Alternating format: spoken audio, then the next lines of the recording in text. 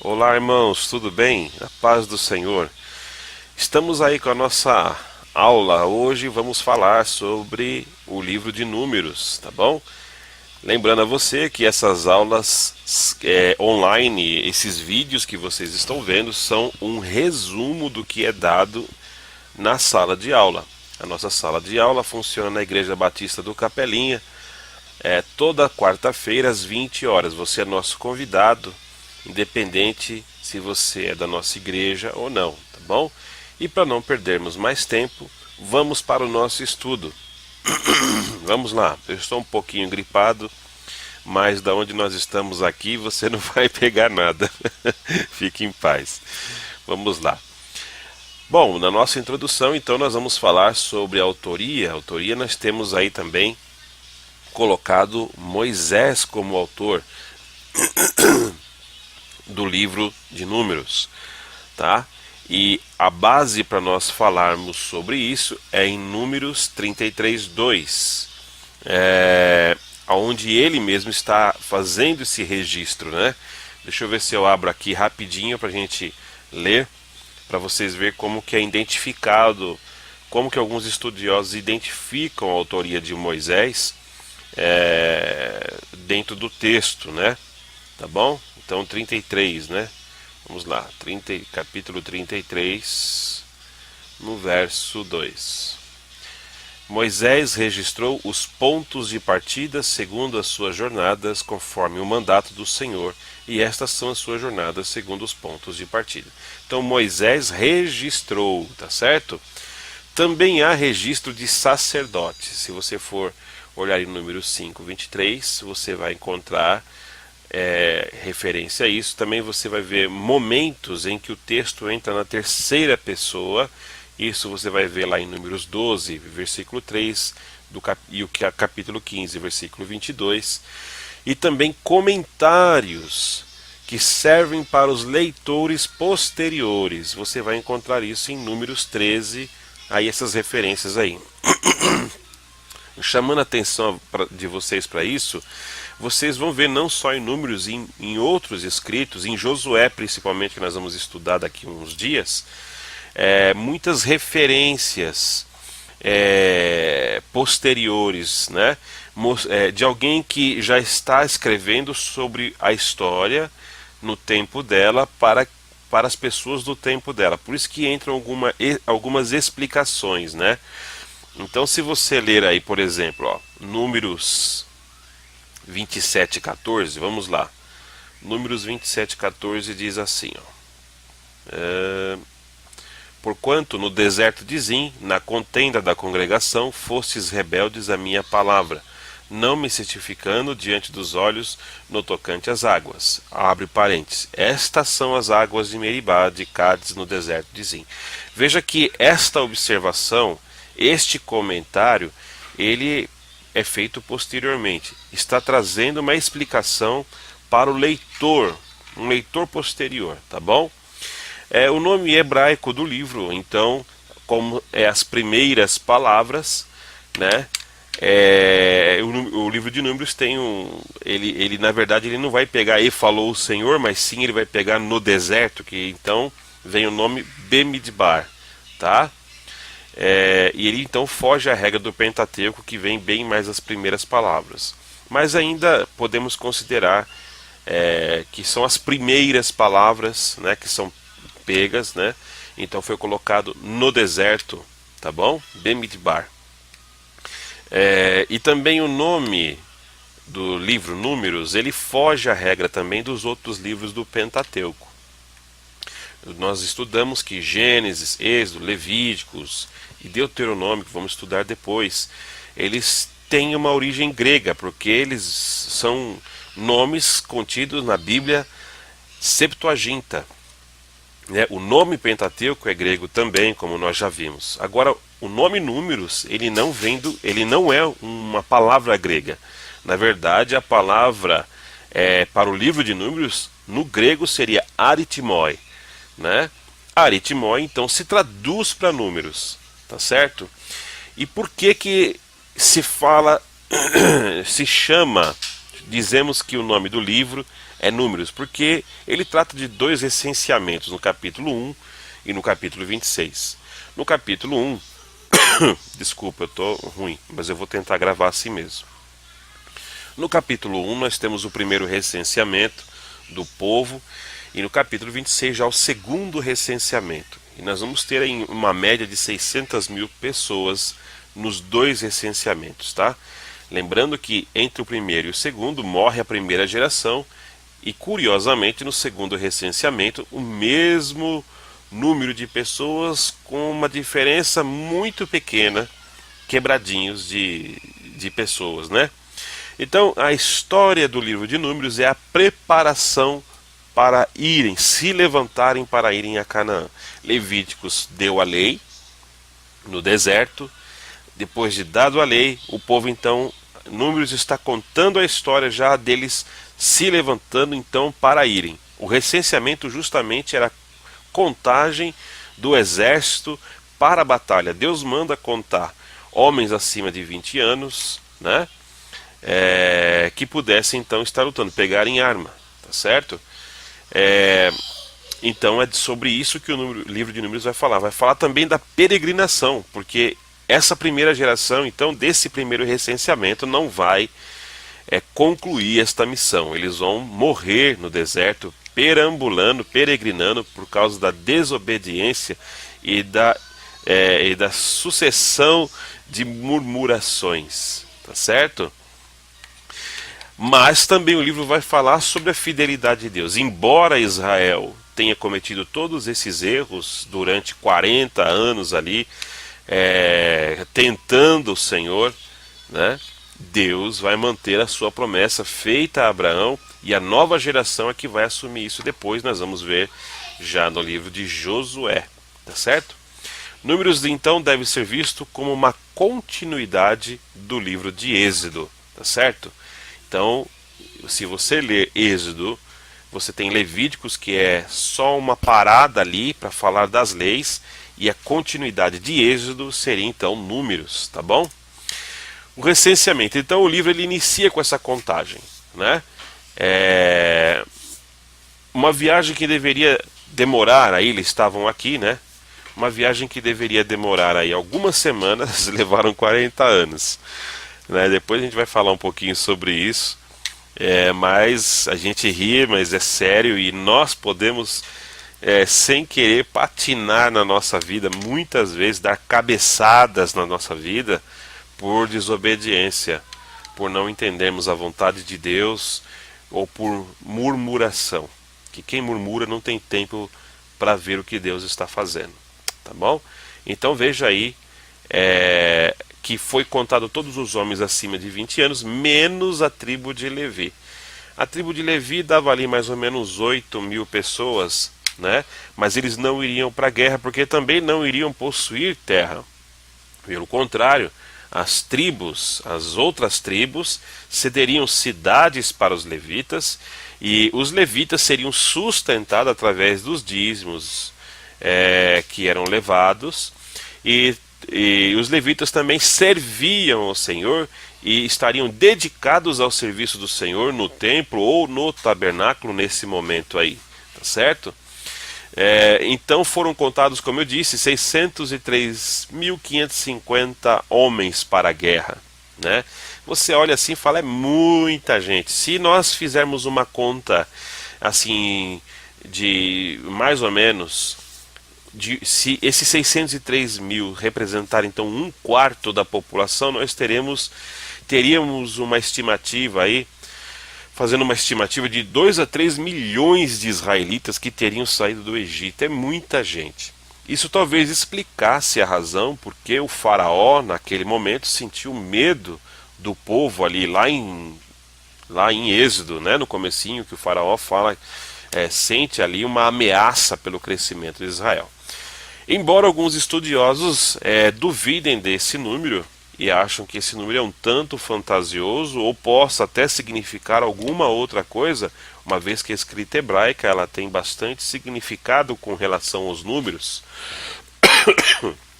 Então, possivelmente, a palavra 1000 na Bíblia, ela também pode ser traduzida, ou pode haver um erro de tradução, que significa tribo ou clã. Então, se você tem aí 600 clãs, mais ou menos, aí você vai ter um número bem menor, embora seja ainda um exército muito grande. Então, uma estimativa que alguns estudiosos fazem a partir disso, então, que o número de soldados seria entre 18 mil a 100 mil, e a nação entre 70 e 400 mil, tá certo? Baseado na teoria de que possa ter havido um erro de tradução, porque as palavras são iguais ou quase idênticas, algo assim, se eu não me engano. Então, o povo deixa de ser um povo aglomerado, um povo nômade ainda eram, mas um povo sem, como se diz aí, sem lei, sem documento, o povo sem ele nem beira, né? Deixa de ser para começar a se tornar uma nação. A partir do momento que levanta-se um exército, começa ali a tomar forma de nação. E nós temos no livro de Números, então, como eu falei, inúmeras murmurações. Aqui temos algumas, mas você vai ter murmurações no livro todo. Mas algumas importantes, algumas coisas importantes que aconteceram, a gente está mostrando aí nesse quadro ao lado. Você tem Números 11, a saudade do Egito e a disciplina que Deus aplicou. Também o problema de Arão e Miriam com Moisés por causa de uma mulher cuxita. A gente depois vai falar sobre isso. Então eu vou falar sobre cada uma delas para a gente não perder tempo lendo aqui. Depois separa o vídeo e dá uma olhadinha nesse quadro, e tem mais murmurações além dessa, tá? Então, como eu disse, o plano era chegar em algumas semanas na Terra Prometida, e levou-se 40 anos.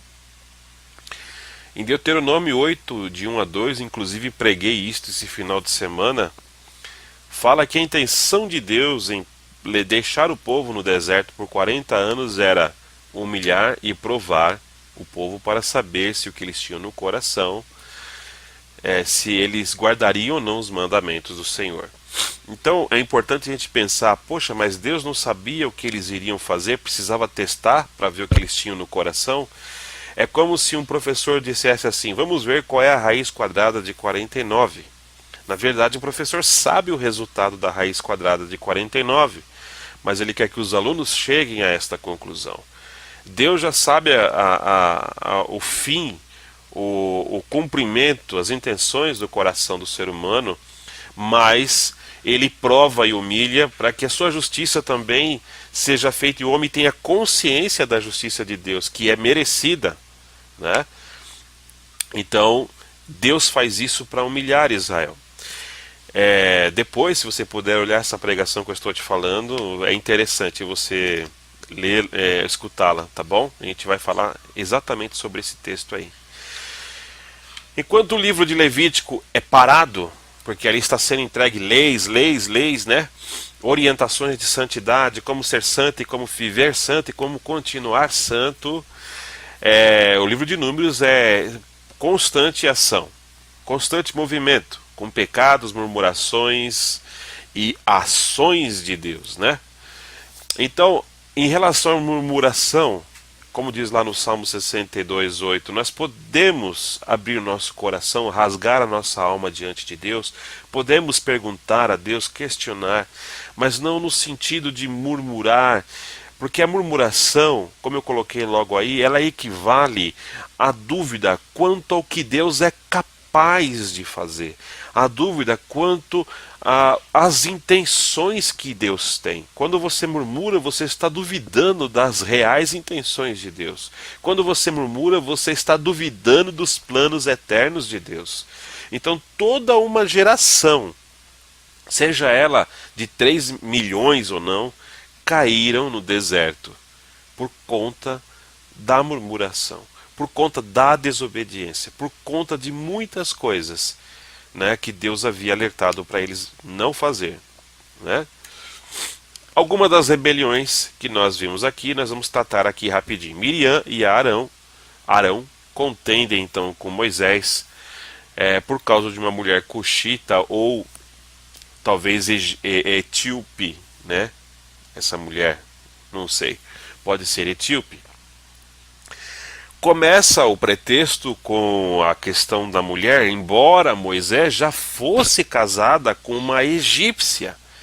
Então veja bem que o problema da discussão deles aqui não é bem o fato da mulher ser cuxita, porque Moisés já era casado com uma estrangeira. Então o fato não era de Moisés ter casado agora com uma outra estrangeira, mas aquilo parece que foi uma ocasião para questionar a liderança dele e outras coisas, até um certo tom de inveja sobre a possibilidade de Deus também falar com eles e não só com Moisés.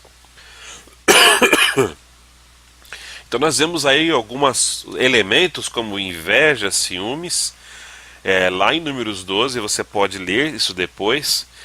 E em contrapartida, no verso 3 vai falar que Moisés era um dos homens mais mansos da face da terra.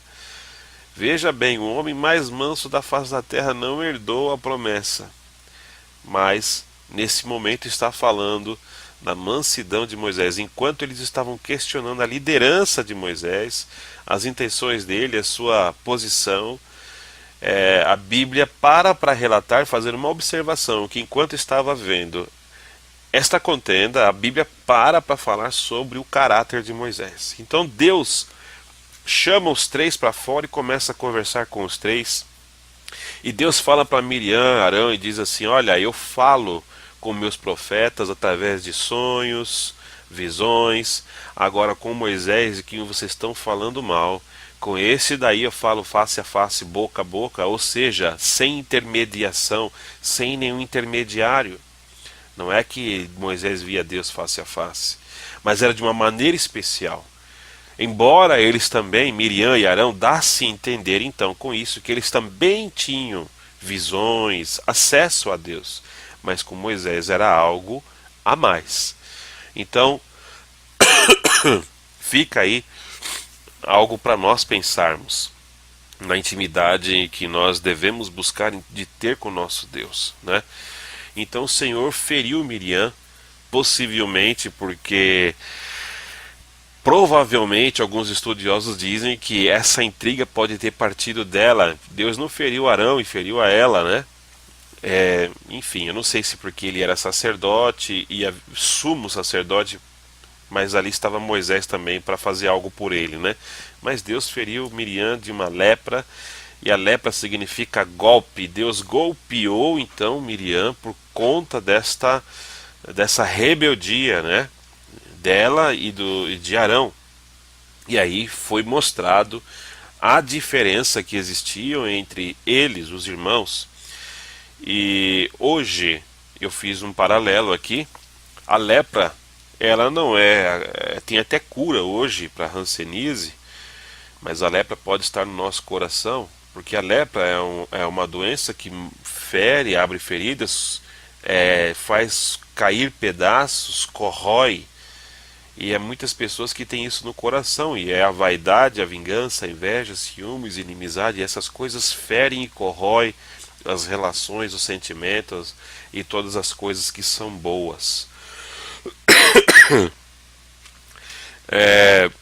E aí eu falei aqui embaixo, pensemos, o que isto lhe mostra acerca das autoridades e lideranças que são constituídas sobre nós? Eu não estou falando só de pastor, de presbítero, não. Estou falando de todas as lideranças. Como devemos agir se um líder é mau?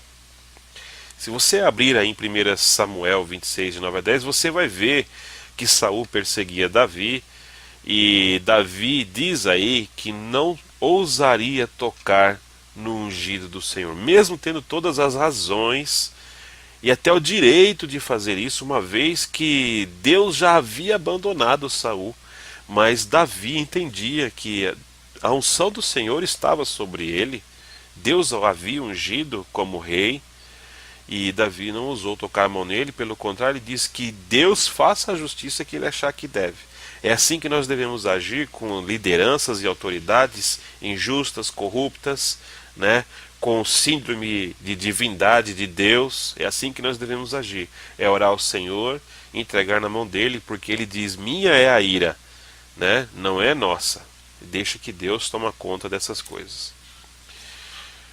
Depois nós temos aí um caso interessante e triste, que é os espias. Deus então ali preparando o povo para entrar na terra, Deus instrui Moisés para que ele separe um líder de cada tribo, para que eles fossem até a terra, a terra que Deus estava dando para eles, para que eles fossem espiar a produtividade, como era o povo, a fertilidade da terra. Então Moisés envia esse povo e eles andam 40 dias ali xeretando Canaã, né? Da tribo de Levi não foi enviado ninguém, né? Eu não sei se eu falei 12, mas então se eu falei me perdoe. Mas da tribo de Levi não foi enviado ninguém, porque eles não iam herdar terra, tá certo? Eles eram os levitas. Então, como eu já havia dito essas coisas, então aqui não vou falar de novo sobre isso que eu já falei, tá? Então, quando eles retornam, aí é que começa um problema, porque há uma discrepância nas informações, embora eles tenham visto as mesmas coisas, embora os relatos sejam iguais, a possibilidade de um grupo era diferente e a possibilidade de um outro grupo era diferente. E a voz da maioria, por incrível que pareça, era pessimista. Nem sempre a voz da maioria é a que deve prevalecer.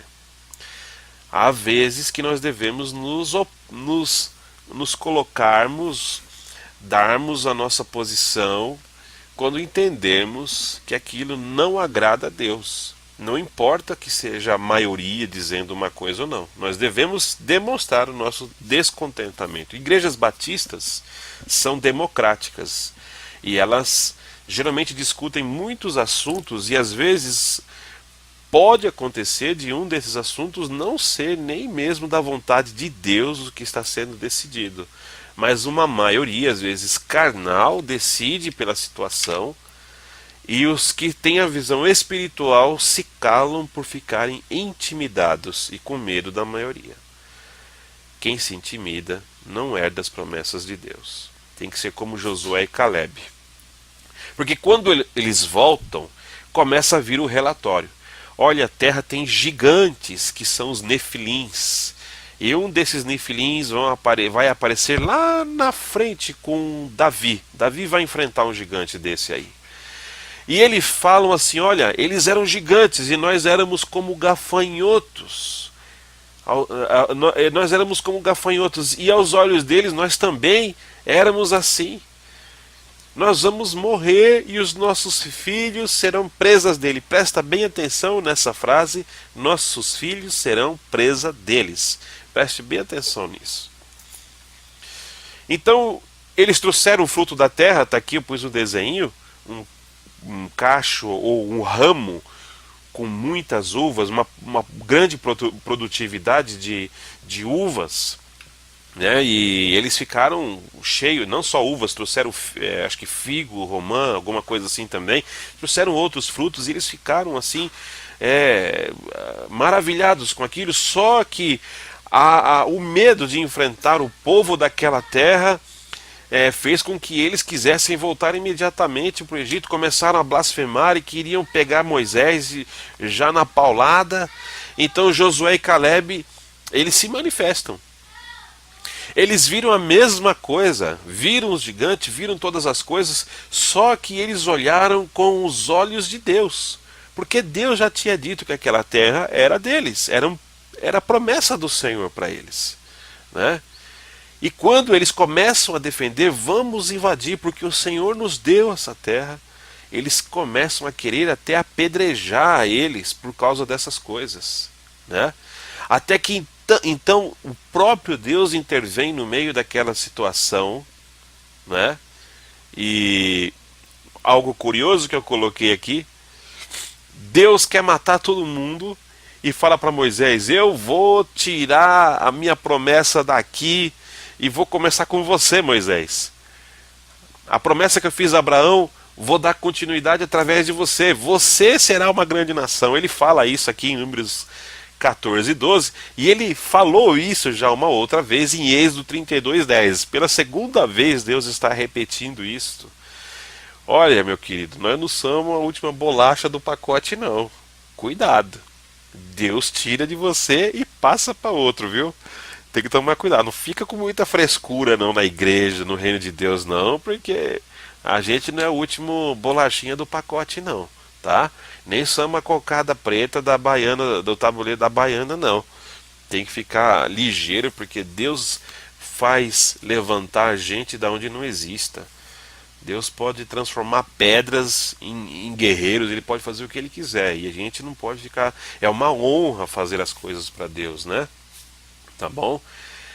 Então Deus disse que o número de dias que foram espiar a terra seria o número de anos que eles iriam padecer no deserto por conta desta incredulidade.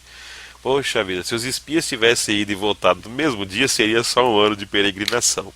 Mas eles andaram 40 anos lá, e o 40 tem um significado importante para a literatura judaica, no judaísmo, assim como Jesus fica 40 anos no deserto, assim como Moisés fica 40 dias também em jejum no monte ali com Deus. Então o número 40 ele tem um significado bem especial, e 40 anos no deserto vem bem a calhar com o significado desse número, né? E aí eu coloquei aqui embaixo: pense, será que temos sido pessoas que incentivam ou desanimam o povo de Deus? Ei, meu irmão, e agora, hein? Eu espero que você seja aquele que anima. Quando eu falei para você, preste atenção aqui, ó, que eles reclamaram que os filhos deles seriam presas desse povo, Deus fala aqui, ó, o cadáver de vocês vai ficar aqui, mas seus filhos não seriam presa, mas eles possuiriam a terra. Entende? Deus ainda fala mais, né? Vocês estão dizendo que o que eu prometi para vocês é para fazer o filho de vocês virar presa, pois eu digo a vocês, vocês vão morrer todos aqui, vocês vão ser enterrados nesse deserto, todos vocês. E o filho que vocês disseram que ia ser presa, a esses aí, esses eu vou fazer herdar a terra. Preste bem atenção como Deus, ele age na história e no ensinando o povo. E constantemente então o povo reclama: Moisés, você nos trouxe até aqui para morrer. Moisés, para que você nos trouxe até aqui? Moisés, era melhor voltar para o Egito. Moisés, porque a comida do Egito era melhor. Moisés, Moisés, Moisés. E aquela reclamação constante. E essas reclamações eram para Moisés muitas vezes, mas atingiam o coração de Deus. Cuidado com as reclamações que você faz, às vezes do seu pastor, dos líderes da sua igreja. Foram pessoas que Deus colocou ali, não sei se eles são bons ou ruins. Já disse, ore a Deus, ore a Deus. Se ele não é bom, ore a Deus. Não faça você justiça com as suas mãos, mas ore a Deus, né? Vá pelos meios corretos, não vá fazer nada para atrair a ira de Deus sobre você, tá bom? Deus sempre manteve a sua promessa, embora o povo não merecesse. Isso é uma realidade em toda a Bíblia. O povo queria água num dado momento, já ali perto de Canaã, mas não podiam entrar. Tentaram até entrar sem Deus, né? Quando viram que Deus tinha mandado mesmo para quebrar, que eles iam morrer, eles falaram: não, nós vamos agora, Moisés, nós vamos, nós entendemos. E Deus falou: não vai, porque eu não vou com vocês. E eles foram e dançaram. Outra situação, irmão: não faça nada em que Deus não esteja no negócio. E também não ponha Deus em negócios em que Deus não está. Tá certo? Falar o nome de Deus em vão é colocá-lo aonde Deus não está. É fazer Deus participar de coisas que ele não participa. Tá certo? Mentira, enganação, Deus não participa dessas coisas, tá bom? Então Deus fala para Moisés: fala para a rocha e ela vai dar água para o povo. E Moisés já vamos falar o português, claro, já estava cheio já, né? Bateu 2 vezes na rocha e ele diz assim: pode por acaso tirar a água dessa rocha, seus incrédulos. E bateu 2 vezes e a rocha saiu água. E mesmo a gente tendo visto lá em Números, né, acho que 12, versículo 3, que Moisés era um homem mais manso da face da terra, até a pessoa mais mansa da face da terra pode ficar nervosa. E aqui acontece uma coisa, porque vindo de um líder como Moisés, não podia ser tolerado. Porque quando Deus levanta lideranças, veja bem agora, por que você não deve se levantar contra uma liderança? Porque o peso sobre ela é muito maior também. A responsabilidade sobre ela é maior também. A cobrança de Deus sobre ela é maior também. O exemplo que Deus exige, porque através dela pessoas se salvam, pessoas se perdem, através de um exemplo de alguém. Então a cobrança é maior. Então Moisés, sendo exemplo da nação, ele bateu na rocha em vez de só falar para ela.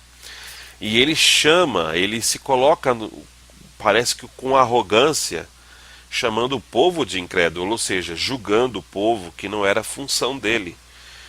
E uma outra coisa que a gente percebe, talvez uma vaidade, dizendo: é possível tirar água da rocha, como se fosse algo que ele estivesse fazendo. Então não dá para entender muito bem qual foi o critério que Deus usou para não deixar que Moisés também entrasse na terra prometida. O fato é que Moisés não discutiu a questão e Moisés aceitou isso e até passou mais para frente a sua liderança para Josué, né? E talvez Moisés tenha compreendido a gravidade do que ele fez. A gente pode talvez não entender bem isso no texto, mas a gente percebe que Moisés teve que lidar com isso e lidou de uma forma meio que quieta com isso, né? Então Moisés estava abalado também neste momento, talvez, não sei se por essa razão, com a morte de Miriam. Ela tinha morrido também naquele ano. Então a infantilidade do povo, junto com perca familiar e a responsabilidade, talvez tenha levado Moisés a agir como agiu, mas enfim, as razões de Deus a gente não tem como entender nem tentar explicar, né? Mas a gente tem essas hipóteses que eu fui colocando, que são de alguns autores aí, tá bom? Então nós devemos cuidar em não desgastar a vida, não é vidas, tá? As vidas das pessoas, principalmente de um líder, a ponto de fazê-los pecar. Ô, meu irmão, não faz seu pastor pecar, não. Não faz ele pula na hora de orar por você, ele ora por todo mundo, ele pula assim, não deixa ele sentir isso no coração. O pastor não pode sentir isso, né? Eu li num livro sobre pastores que diz assim, que o dia que você, pastor, sentir ódio de uma ovelha sua, entrega o seu ministério. E é verdade, né? Mas eu sei que tem ovelhas que podem fazer isso com o pastor, a ponto dele pular o cara na oração, né? Tô brincando, mas cuide dos seus líderes, viu? A serpente de bronze. E lá estava o povo, dentre tantas murmurações e desobediência, né? Que foi levando muitas pessoas à morte, não foi um episódio, mas vários episódios, e essa da serpente também foi mais uma leva de gente embora aí morto por picada de cobras abrasadoras, né? E o povo quer água e reclama até que está enjoado do maná que Deus está mandando. Olha só a situação. E Deus manda serpentes então, e elas começam a picar e morre gente, né? E Deus, interessante que Moisés intercede pelo povo. Percebe que Moisés sempre é vítima dos ataques do povo, mas é sempre ele que ora pelo povo, entende? Por isso que eu falo, o pastor nunca vai pular a sua ovelha na sua oração, mas pode ser que alguém leve o pastor a chegar a esse ponto, né? Mas aqui Moisés intercede novamente pela nação, e Deus não tira as serpentes de lá. Deus manda construir uma haste lá, pôr uma serpente de bronze, uma serpente abrasadora, que a palavra parece ser igual ou parecida, e quem fosse picado e olhasse para a serpente não morreria. Essa é a ideia. Então foi feita a serpente, e aí o povo que era picado olhava para a serpente. Então veja, as serpentes não foram embora, elas continuaram ali, e elas eram salvas quando olhavam para esta imagem, para este símbolo, tá bom? E a gente sabe que lá no Decálogo, Êxodo capítulo 20, Deuteronômio capítulo 5, nós temos a proibição de imagens de qualquer coisa que haja em cima no céu, embaixo na terra, enfim. Na questão de adoração, tá certo? Então, não farás para ti imagem de escultura, nem te prostrarás perante ela, nem darás culto. A ideia é culto. Ninguém estava cultuando a cobra, tá bom? A ideia era olhar para a cobra e ver ali a justiça de Deus e a salvação de Deus. Embora também a cobra era um sinal do pecado deles, que aquilo que estava acontecendo era consequência do pecado deles, tá certo? Então a cobra não era um objeto de adoração. Ninguém parava em determinada hora do dia para fazer culto à cobra, nem levar incenso para ela. Pelo menos aqui não. Mas alguns anos mais tarde, centenas de anos mais tarde, na reforma ali do rei, na reforma não,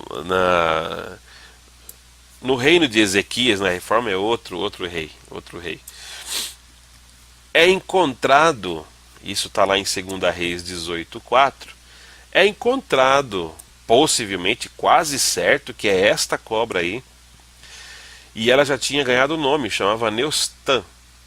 E ela estava dentro do templo e as pessoas levavam incenso. Ela se tornou objeto de adoração e foi destruído. Ali foi destruído, mas durou alguns séculos. Quer dizer, no momento do deserto não havia isso. Se tornou isso. Veja que a tendência do povo é idolatria, era para a idolatria mesmo. A tendência do povo de Israel é para a idolatria. Possivelmente essa é a tendência do ser humano, é de realmente negar a Deus e fugir da glória do Senhor para coisas palpáveis, né? para imagens de criatura e não do Criador, né? Jesus aí, por que eu coloquei a figura de Jesus do lado de Neustã aqui, ó? Porque Jesus, ele é uma figura, ou a serpente é a figura de Jesus. Então, todos que olham para a cruz também são salvos dos seus pecados. Não literalmente, tá, pessoal? Não é isso aqui não, tá? Mas quando você pensa na imagem, no símbolo, na cruz, ela tem uma mensagem, ela tem uma função didática de explicar, de mostrar também quem você é, quem Jesus é, quem Deus é e por que você precisa crer na mensagem daquela cruz, porque você precisa dela para ser salvo, tá bom? E é o próprio Jesus que fala isso. Eu acho importante a gente ler esse texto, está em João 3. Vamos lá, deixa eu abrir aqui no celular que é mais rápido para vocês aí, não perder tempo. João 3, vamos lá. João 3, versículo 14 ao 16. Jesus diz assim: como Moisés levantou a serpente no deserto, assim importa que o Filho do Homem seja levantado, para que todo aquele que nele crê tenha vida eterna, porque Deus amou o mundo de tal maneira que deu seu Filho unigênito, para que todo aquele que nele crê não pereça, mas tenha vida eterna. Você nunca imaginou que esse versículo tão famoso fosse uma passagem onde Jesus estivesse falando justamente da serpente. Então percebe que a cobra é um sinal de amor também para com o seu povo, embora Deus tivesse já dado a sentença para Israel de morrer ali no deserto, Deus continuava amando o povo dele, né? Bora lá. A bênção de Deus sobre Israel. Então nós temos aqui, ó, em Gênesis 12, você sabe, como você já estudou, em Gênesis 12 nós temos as promessas feita a Abraão, tá? E aqui nós temos a repetição dessas promessas no livro de Números, tá certo? Você vai ver que todas elas estão falando. Depois você para o vídeo e leia com calma para eu não estender muito o vídeo, tá? Você vai ver uma comparação das promessas aqui e aqui, tá bom? Mesmo toda a desobediência de Israel, mesmo com todas as falhas, Deus continuava abençoando o seu povo, mesmo no deserto. Porque lá em Deuteronômio, capítulo 8, do versículo 1 ao 5, lá diz que Deus sustentou, Deus humilhou e provou o povo, mas também as suas roupas não envelheciam, nem os seus pés inchavam. Deus cuidou deles, eles não ficaram jogados, Deus estava com eles, mas eles perderam a oportunidade, a promessa que está aqui feita para Abraão era para eles, eles perderam. Quem conseguiu foi o filho deles, que eles tinham medo que fossem presas dos povos da terra de Canaã, dos amorreus, ferezeus, dos jebuseus, dos queteus, né? Então, mesmo com toda essa desobediência, Deus abençoava o teu povo. Moisés intercedia pelo povo. E Deus é fiel à sua promessa feita em Gênesis 12, por isso ele mantinha a sua fidelidade, embora o povo fosse infiel a ele. Deus também, junto com essa comparação que nós temos aqui, ó, você vai ver aqui as bênçãos de Abraão, e aqui você vai ver a repetição com Balaão. Você vai ver que Balaão ele é contratado para amaldiçoar Israel, mas quando ele vai para fazer isso, ele só consegue abençoar Israel. E ele vai justamente abençoar, dizendo coisas que estão relacionadas à bênção que Deus prometeu a Abraão. O povo de Israel era um povo abençoado. Se você ler aqui em Números 6, Números 6 do 24 ao 26, você vai ver a bênção araônica, né, onde é dito lá: o Senhor te abençoe e te guarde, o Senhor faça resplandecer o seu rosto sobre ti, tenha misericórdia de ti e te dê a paz. É Arão abençoando o povo de Israel. É uma ordem para que Arão abençoasse desta maneira o povo de Israel, independente se estavam ali peregrinando para morrer no deserto ou não. Essa é a oração deles, tá certo? Então, Balaão, aqui está as maldições que deveriam ser maldições, tornaram-se bênção. E aqui mostra que realmente a bênção de Deus estava sobre Israel. 40 anos de ensino. Então, por conta da rebeldia de terem desanimado o povo de entrar na terra, somente a nova geração entrou, Josué e Calebe. Somente eles, porque não duvidaram das promessas de Deus. Viram a mesma coisa que os outros espias, mas viram com os olhos de Deus, né? E esses 40 anos serviram então de prova. E a gente já falou sobre isto, né? Que eu falei que Deus provou eles para saber o que eles tinham no coração. Não é porque Deus não sabia, né? Eu falei o exemplo do professor. E aqui mostra esses textos aqui, ó, que Deus, ele tem um entendimento, e esse entendimento não pode ser medido. Ele sabe o fim desde o princípio, Isaías 46:10. Ele nos conheceu e nos predestinou desde a fundação do mundo. Deus sabe tudo o que você vai fazer, o que está no seu coração. Agora, nós precisamos conhecer as nossas reais intenções para que a justiça de Deus seja plena em nós. Tá certo? Para que ninguém se diga justo diante de Deus. O peso do murmúrio. O peso de murmúrio. É do murmúrio, tá, irmãos? Desculpa que esses slides geralmente eu faço bem em cima da hora das aulas e eu corro aqui, né? Com o tempo eu vou arrumando alguns erros de ortografia que eu já observei aqui.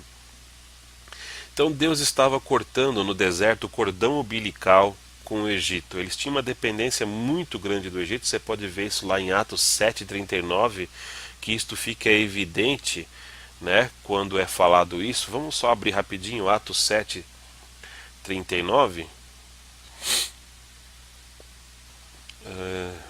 Vamos lá.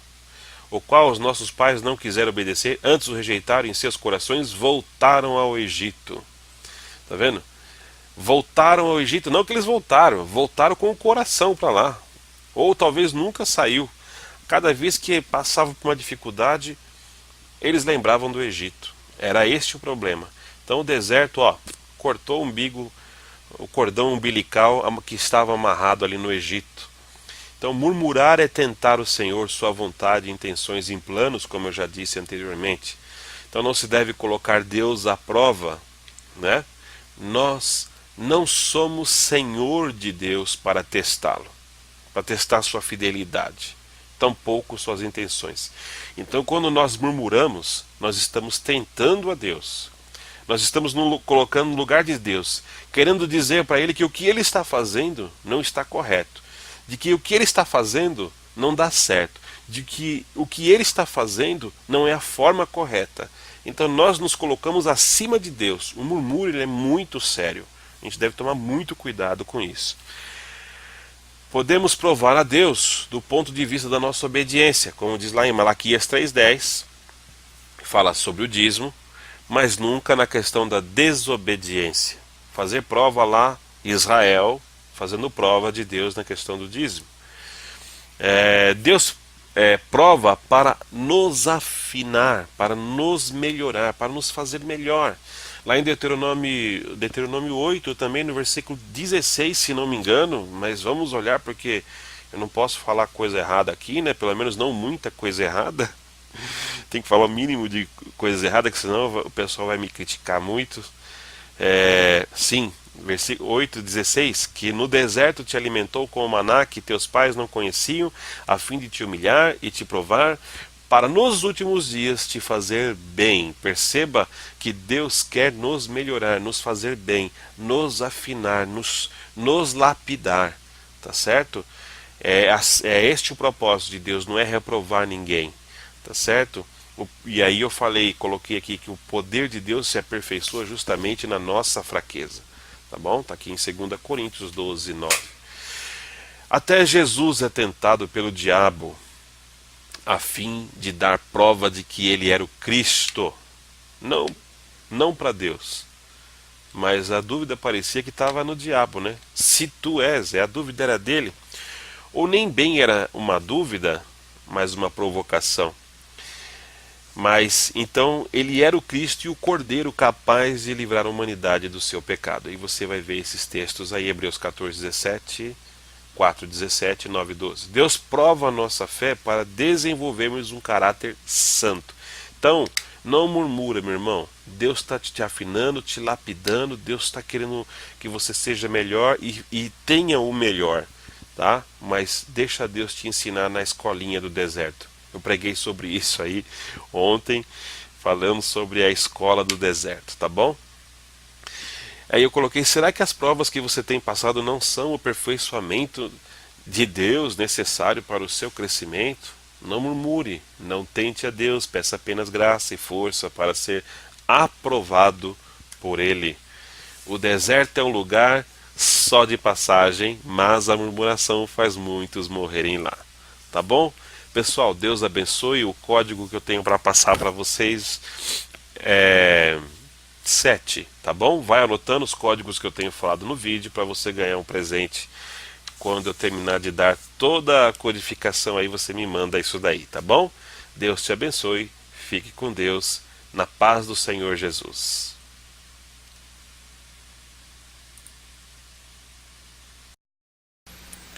Fala pessoal, não se esqueça de se inscrever no nosso canal, para você poder receber as outras aulas que vão estar vindo. Aí você não perde nada e acompanha tudo no tempo certinho. Então você se inscreve aqui, clica nesse botão vermelho, inscrever-se. Aqui o meu sininho está habilitado, mas o seu vai estar desabilitado. Então você clica, ele vai ficar com esse barulhinho, dizendo você receberá notificações. Tá bom? Um grande abraço e até mais.